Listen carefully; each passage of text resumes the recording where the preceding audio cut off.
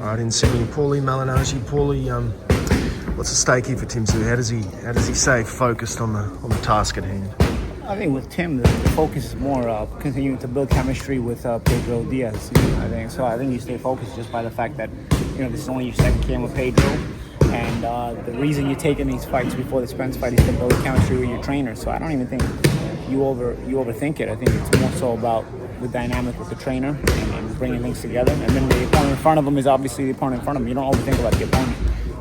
You focus on the chemistry you have with the trainer and the things you're improving on, the things you want to work on, the reasons why you hired this trainer, and why you want to get better, and so make sure that those things are actually being put into practice. And if you are, then they're supposed to work against a guy like this. What do you want to see from Tim Tszyu? What changes do you want to see? I don't necessarily have to see changes in Tszyu. Listen, Fundora was a tough situation. He was put in a tough spot. I would like to see not necessarily changes, but more so just the confidence of the Tim Tszyu that I saw on the way up. The same confidence. Obviously, there's going to be technical changes because Pedro is a very, very technical trainer. So there may be some things that you may see a little bit different on the part of Tim that I think can improve him. But I think from a psychological standpoint, I think that's where Tim is. You're watching for Tim. I don't think physically you worry about Tim. I think you worry about Tim psychologically coming off the run that he's had, and this could be 2 fights on the trot that he gets a win over undefeated guys, and if he does that, you would think that his confidence would be at a much better place going into the Spence fight, who himself is not active at all. Spence is off this huge layoff, and he's just so. I find it so random. And the guy just takes these long layoffs and then just comes back and fights and never does it. What the fight on the weekend, Fundora and Thurman. Looking at Fundora, do you think Tim's sort of been harshly critiqued? Yeah. I who can beat Fundora? I was thinking about that. I was thinking, the improved Fundora, because I thought the first Fundora fight, Tim was going to win that fight if it wasn't for the cut. That was the pre-adjustment Fundora. Fundora's made a lot of adjustments to his style since he's getting better. Fundora's getting better, and Fundora's becoming more and more difficult to deal with. He's understanding how to adjust his distance, and a guy who knows how to measure his distances at 6'5", 6'6" at junior middleweight is very, very tough. The first Tim Tszyu and Sebastian Fundora fight, it was the hardcore Fundora. It wasn't adjusting that distance. You could get to him. Mendoza had knocked him out. Listen, you get to him. He was very difficult still, but you get to him.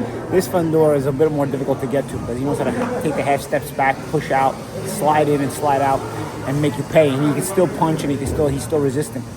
So, Thurman was absolutely obliterated.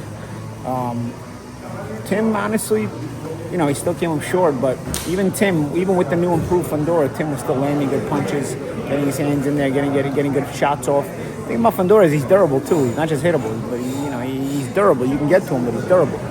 And the fact that he's durable and his offense is more creative now makes him more difficult to take, and that's why Tim eventually came up short. But when you compare it to the Thurman performance, it makes you wonder, Tim still, may be able to have something there, and the Spence fight is going to tell us a lot, but we'll see first with Merger.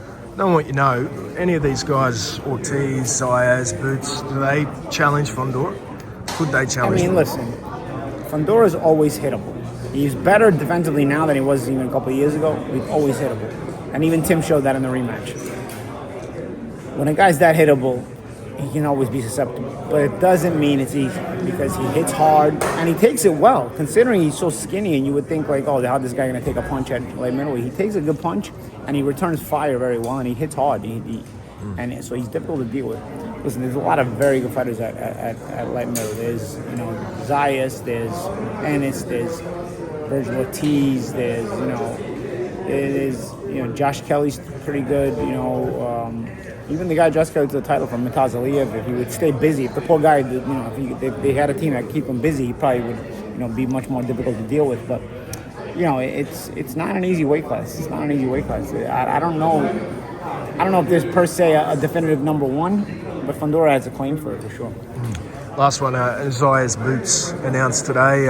Any thoughts on that? For sure, one? huh? Yeah, wow. Announced this morning. Yeah, I'll tell you, man, that was the zone really putting their head in the game right away, man. I did not think that Zayas fight with Ennis could be made so quickly. I thought, especially from the top rank perspective, there was could play with a couple of years still for Zayas to develop into his prime, while Ennis maybe needs it right now.